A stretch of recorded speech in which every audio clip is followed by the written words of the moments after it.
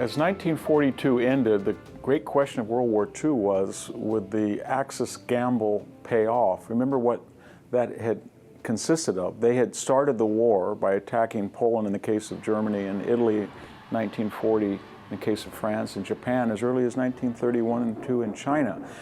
And the premise had been that they had mobilized earlier, they were more technologically sophisticated, their populations as good fascists were more enthused about the idea of war, and therefore they had a much greater head start against their potential adversaries. And like a gambler who's won at the table, at some magical point when the Atlantic Ocean to the Urals, to the Arctic Circle to the Sahara was Germany's, or when the Italian Empire was basically the entire Mediterranean, or when Japan had the Aleutians to India and the Manchurian border all the way to Pearl Harbor, they wanted to get up from the table and leave. And that seemed like it might have been possible at a brief moment in July, say 1942. Tobruk had fallen with 30,000 British prisoners. That was the longest siege, had been the longest siege that they'd survived, and then it was the worst humiliation along with Singapore in British military history. They had approached Stalingrad, and it looked like they were going to take the city in July and August. They had taken the Caucasus Mountains, and they could see off in the distance Baku and the Caspian Sea, and the Japanese had Guadalcanal. And with the fall of Tobruk, all of a sudden this fantastic vision of Hitler's Rommel, Van Manstein seemed like it might be complete. That is, that the Afrika Korps would sweep through Alexandria, go to Suez, continue going through the desert, and hook up with Army Group South, who had controlled the Caspian Sea, the Black Sea, the Caucasus Mountains, and then up from the Indian Ocean would come the Japanese. The Axis would meet somewhere in the Mediterranean, and they would have 90% of the world's oil supply, and the war would be over. Unfortunately, that moment of grandeur, or rather fantasy, vanished almost as quickly as it appeared, because as we remember, El Alamein, September and October, stopped the Afrika Korps and then pushed Rommel back, not just back to Tobruk, but all the way to Benghazi and eventually to Tripoli. And the Afrika Korps would go on to be soundly defeated. The 6th Army surrendered in total 100,000 prisoners after losing 250,000 casualties at Stalingrad in early February of 1943. Army Group South had to pull back from the Caspians in a headlong retreat through the Crimea. And the Japanese met the 1st Marine Division in Guadalcanal and were soundly defeated. And the war started to flip. Now, the Allies had their own problems. Their problem was that, unlike the Axis, who just wanted to defeat or humiliate or shock and awe the Allies and then quit, the Allies couldn't quit. They had sold their publics on the war on the premise that they were going to not just defeat Italy or Japan or Germany, but humiliate them, destroy their military, occupy their countries, eradicate their ideologies, and ensure that they would never do such a thing again. That is a lot more difficult than just defeating an enemy. So when 1943 wore on, the Allies started to learn something, that defeating the German army in Russia or in North Africa was very, very different from going all the way into Germany or into Japan or occupying the entire mountainous peninsula of Italy. So in some sense, 1943, 44, and 45 were a question of not whether the Allies are going to win or lose, but how many men were going to have to die for those ambitious goals. There was another thing that happened in 1942 and 43. And here I like to use a strange analogy. Think of Tolkien's ring, the ring that rules everything. And you can use the ring to defeat the evil of Mordor, but in doing so, you contaminate and pollute yourself. That was sort of what Stalin's Russia was.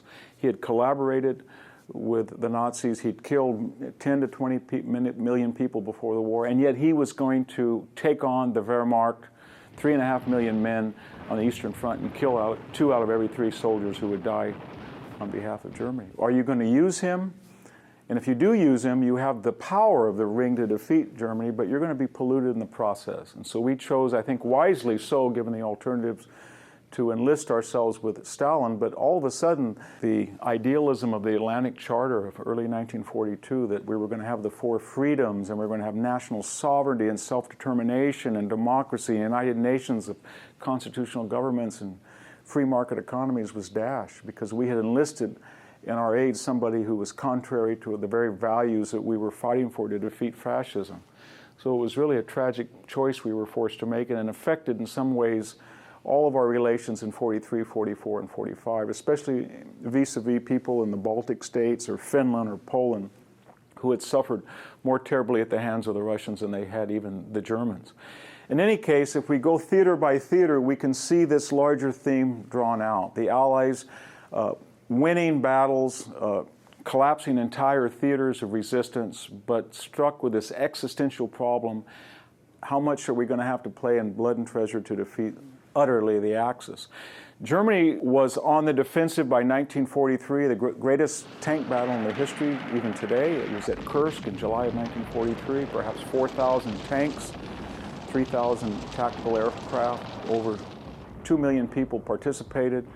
The Germans' effort to cut off the Russian salient failed, and at that point, by August 1943, the German army would never again go on the serious offensive in Russia. However, the war didn't cease because the Wehrmacht still had 3 million people. They had lost 2 million, but they had 3 million people, and now what had plagued the Soviet Union in 1941 was plaguing the Germans, and the roles were reversed. Germans had been on the offensive, the Russians had been clinging and retreating. Now the Germans were retreating too, but on the other hand, the Russians' supply lines were lengthening, the Germans were shortening. And the result was that German resistance stiffened, and even into 1944, they were still 700 miles into Russian territory. They'd only lost 300 miles of front. There was 2 or 3 things that were going to change the dynamics of the Eastern Front and lead eventually to the cataclysmic siege of Berlin in March of 1945. The first was, how quickly could Russia bring in superior Katyusha rockets, new models of tactical aircraft, and T-34 tanks, and new divisions. They'd eventually have 500 divisions. They'd have 4 or 5 million men under arms, and crush the Germans before the Germans themselves, not that they could ever match that enormous display of manpower and material, but they could at least get a sufficient force to make it almost possible to get inside Germany. And the great factors that governed that ebb and flow on the Eastern Front were not always on the Eastern Front. One was, were the Allies going to open a second front? In 18 days, the fortress of Pantelleria falls to the Allies. And they did so in Italy and Sicily in 1943 in July, and then in August, September, October, they got a firm grasp of the Italian peninsula itself, and almost immediately key Luftwaffe squadrons were transferred westward, as were 2 or 3 German divisions. And more importantly, Hitler's attention was now turned elsewhere other than where the war would be won or lost on the Eastern Front. In addition, the bombing campaign now really stepped up. They'd had a disastrous 1943 at places like Schweinfurt. The German airfield is ripped by bullets. And on their long-range missions into Berlin. What would change the dynamic of sending enormously expensive B-17s with 10-man crews and losing 10 and 20% per mission? Well, a number of insidious factors. One is the possession of Italy, especially southern Italy, and then later up to Rome, allowed B-24s to be stationed there, and they could expand the range of the strategic bombing campaign into places like Strasbourg, Vienna, Prague, Sofia, the key capitals of Hitler's Eastern European allies. As we mentioned earlier, we had tactical aircraft, the P-47, especially the P-51 with drop tanks could now escort the B-17 Squadrons from England all the way into Germany and back. There were improvements in tactics of forming a squadron. The B-17E was a more sophisticated plane than earlier models, quicker, faster, I should say, and carried a greater bomb load. But most importantly, it was just the sheer productive capacity of Allied industry. We were producing B-24s and B-17s at one every 2 or 3 hours continuously, and with crews, 2,000 to 3,000 bomber crews were coming online per year, and the Luftwaffe just couldn't match that. They were losing 25 and 35% sometimes of their new strength per month. In addition, the invasion of Normandy would soon give us France, Belgium, Holland as fighter bases to pick up the bombers as they went eastward. And so this had an enormous effect on the Eastern Front, because you could calibrate the advance of the Red Army to the degree that Hitler moved 88 millimeter anti-tank batteries off, 10,000 of them to be exact, off the Eastern Front, and had to circle his cities and point them upward as flat guns. Or he brought out Me-109 and Focke-Wulf 190 fighters that had done a superb job checking Russian infantry, and had to use them as night fighters to shoot down British Lancasters and American B-17s and B-24s. And the result of this is that by late in summer of 1944, the Red Army production increased, its manpower reserves were put into the front lines. The bombing campaign, the Italian campaign, the new Western Front in France drained off the Wehrmacht, and it really started to make progress that was analogous to the way that the German army itself had been so successful in 1941. And it ended with the just horrific siege of Berlin in March of 1945. In some sense, the biggest battle of the war, where over 1 million artillery shells were dumped into Berlin. The Allies bombed it nonstop for 2 weeks to help prep it for the Russians.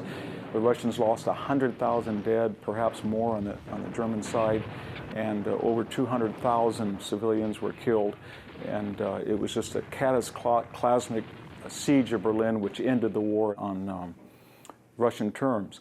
The Allies, of course, were in a dilemma themselves. They were still petrified about a Western Front, given these words in their collective vocabulary like the Somme and Verdun and Passchendaele, and by no means did they ever want to have an amphibious landing on the coast of France. They just hadn't had a good experience. The Americans hadn't, the French had been defeated, of course, but the British hadn't either.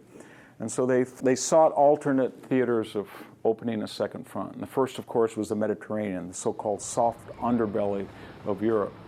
And the North Africa campaign had been designed to prep the Mediterranean so that the Allied landings in November of 1942 would evolve into sweeping up Rommel's forces from two sides. That happened.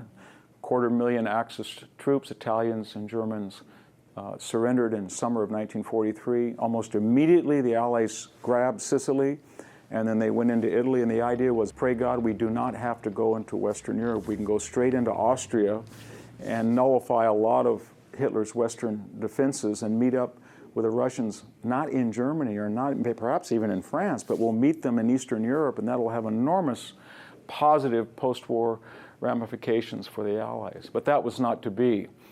A couple of reasons why. One is that anybody who looks at the map of Italy can see it's not designed for an assault from south to north, given the narrowness of the peninsula and the mountainous terrain. And number two, these things happen in war. George Patton, after a brilliant career in Sicily, had slapped 2 soldiers. He thought that they were suffering from battle shock. They more likely had malaria. American hysteria followed when the press picked it up. And he was put on ice for a year, and that meant that a very mediocre commander in his place took over the Italian campaign, Mark Clark.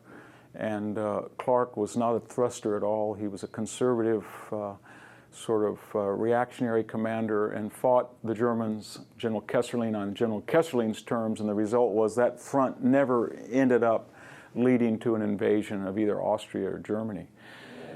The bombing campaign was the other alternative, and the Americans had started that campaign in late 42 and especially in 43 with these enormous ambitions that maybe with our fortress and our Liberator we can bomb Germany into submission. We'll never have to set a foot an American soldier again in Western Europe. And that had proved by 1944 that while it was becoming more effective in terms of the cost in crews and planes, it was almost exorbitant and unsustainable.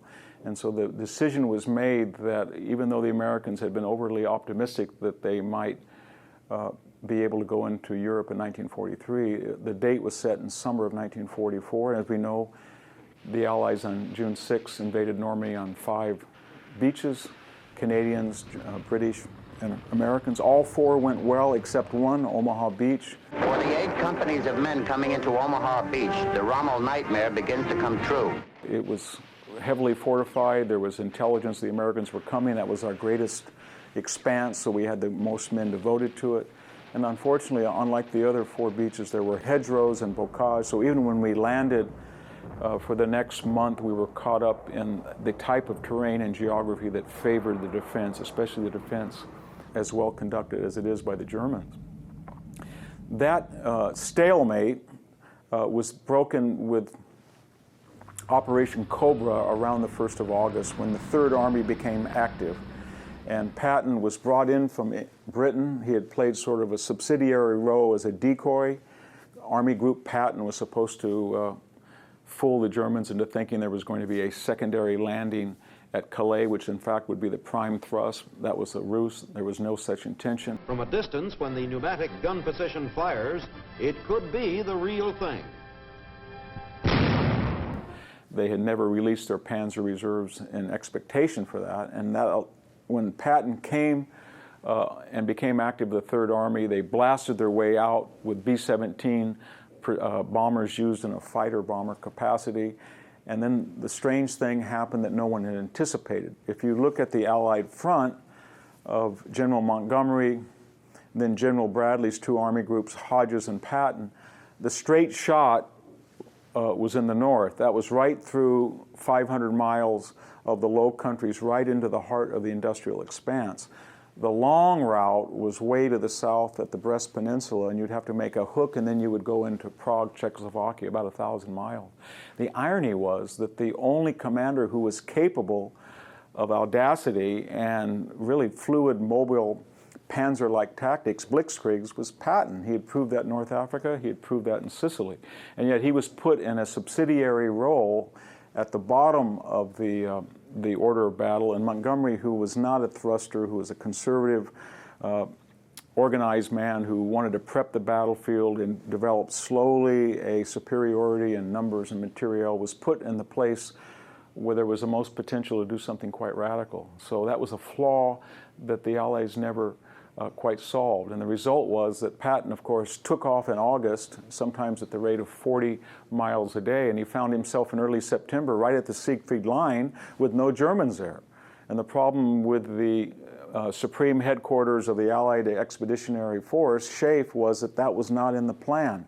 He was supposed to take the Brest Peninsula, actually heading west rather than east, and then support the flank of the plodding Hodges and even more plodding Montgomery. But confidence, not vengeance, was what lit the faces in General Courtney Hodges' First Army. Eisenhower was confronted with an anomaly. All of a sudden, the guy who wasn't supposed to go anywhere was all the way into Germany, essentially, and the guy that was supposed to go somewhere fast was stuck. And the result was that Patton's supplies were frozen, Hodges were curtailed, and supplies were given to Montgomery to do something finally audacious.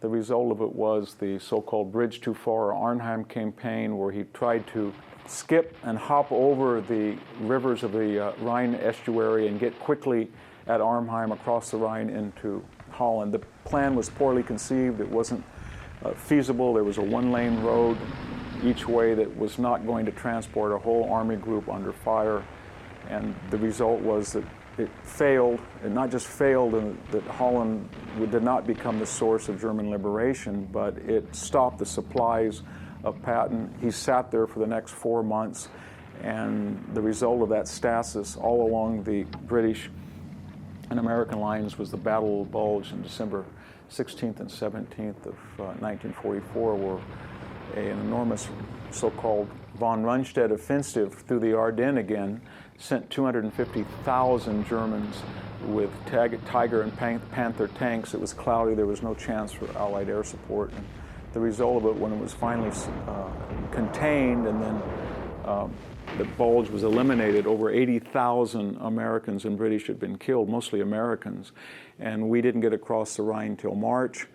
And then the great question is, do we get to go to Berlin? That pre-war planning and the division of Germany had said, no, that is going to be a Soviet sector. There are going to be 4 sectors. We sometimes forget that with our East-West Germany binary, but there was going to be a French, British, French, and American sector. Berlin was in the eastern sector closest to Russia, and that meant that we were not going to take it, although we had the ability to. And of course, Eisenhower said, why do we want to lose 100,000 men the way that Russia will? They did lose 100,000 men, but the $64,000 question is, would we have lost 100,000 men when the Germans were fleeing the Eastern Theater to surrender to Allied troops, where about 98% of every German army, every German division, every German company survived the war once they were in Allied and British hands. We've taken over 600,000 prisoners in France since D-Day, and more than 1 million since America's entry into the war. And only about 70% of Germans who surrendered to the Russians survived. And so there was a mass transit, so to speak, all the way to surrender. And I think that would have allowed us to take Berlin much quicker, and it would have had enormous ramifications on the post-war order. The war at sea had been pretty much over in the European theater, because with the inability of the German surface fleet to intercept and damage convoys, Hitler basically in 1944 said, I'm sick and tired of this, Admiral Raeder, you're dismissed. Admiral Donitz, you go ahead and push the submarine campaign. That too ended in defeat in late 1943. There was a race, a technological race between the Allies and the Axis. Could the Germans develop a snorkel and have a diesel engine operated submarine underwater that might be as fast as a convoy but otherwise undetectable? Or would the Allies close the gap in airspace from the east coast of the United States all the way to Britain with long-range 4-engine bombers used as anti-submarine aircraft? And with improved developments and breakthroughs in sonar and technology and depth charges, by 1943, the pulse of battle had switched so much that it was pretty much a death warrant if you were a German submarine commander to go out and try to hunt for an Allied convoy. 90% of the convoys headed toward Britain were making it by the end of 1944. The Mediterranean, of course, had been shut down. Italy would be ossified until the end of the war, which leaves us just with one last great campaign, and that was Japan. The Army of Japan is a well-trained, sternly disciplined force of fanatics. This was a little bit more different because here the close Allied cooperation wasn't so close. Russia didn't participate. Remember, they had signed a non-aggression pact with Japan in April of 1941, and they would honor that all the way to the very last weeks of the war. Britain was primarily interested first with Singapore and then with protecting India via Burma, and Burma was largely outsourced to the British, and that left the actual destruction of Japan and its Pacific Empire to the Americans. We opted for the Nimitz route. We put more of our resources on island hopping, starting with Guadalcanal up to Tarawa, into the Caroline, Gilbert, Marianas, and then eventually to Iwo Jima and Okinawa. The strategy of the Allies was twofold. As I said, Britain will wage a land infantry conventional war in Burma, and the United States will use largely Marines for amphibious warfare in the Pacific. Now, the wild card was there any way to eliminate this, as there had been hopes that you could eliminate a Western front in terms of the European theater? And the answer was yes. What if you had a bomber that could bomb Japan into submission? In fact, we did. They were building the Boeing-designed B-29 Super Fortress. We had a project that was bigger than the Manhattan Project, a $1 billion plus B-29 bomber project, $1 million per bomber, the cost of a destroyer, so to speak. And after the initial kinks were worked out and was seen that they didn't work too well in China and India, but they worked very well if they could be supplied by sea. They had a voracious appetite for bombs, napalm, especially mines and fuel. But once they established these huge coral runways on the Marianas, they could go 800 miles halfway, and once Iwo Jima was taken in February 1945, they were safe with fighter cover, and they could make an emergency landing and then continue on for the next 800 miles, bomb Japan, come back 1,600 miles, and the survival rate began to increase with the acquisition of Iwo Jima and the simultaneous naval attack on the Japanese homeland. But after bombing between March 10th and March 11th and August 1st, every major Japanese city, and if you add the minor 100,000 population and smaller Japanese urban centers into the mix, we had burned out 65% of the Japanese municipal area, and yet Japan would not quit. Now, why was that? Well, the problem was, as we island hopped, we skipped one island for every island we took. The British had a great deal of problems in Singapore. They bypassed Singapore. We had bypassed Corregidor. They had great problems in Burma, and there was 1 million Japanese troops in China. There was 2 million on the homeland waiting for us to invade. So when we got to August, we had won the war. We had devastated the Japanese military. They had no navy, they had no aircraft, but they had an enormous army that were in pockets as far away as China, all the way to the jungles of the Philippines, to Singapore, and to Burma. And so we thought, well, maybe if you cut out the heart or smash the head, then the tentacles of the appendages will fall, and that didn't happen. So then the strategy was, we have a new super weapon, an atomic bomb that will so shock and awe them in one fell swoop that, unlike the insidious incendiary firebombing, maybe even the Japanese will give up. 2, 1, fire!